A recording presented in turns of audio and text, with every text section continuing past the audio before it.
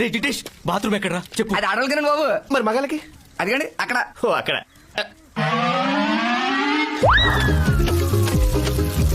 ఏం జరుగుతుంది అక్కడ?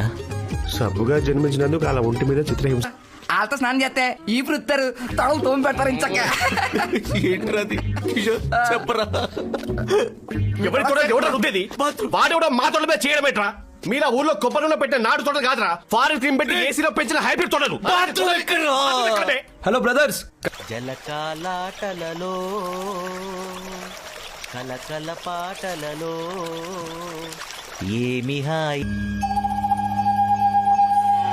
రే బాబు ఎల్లు,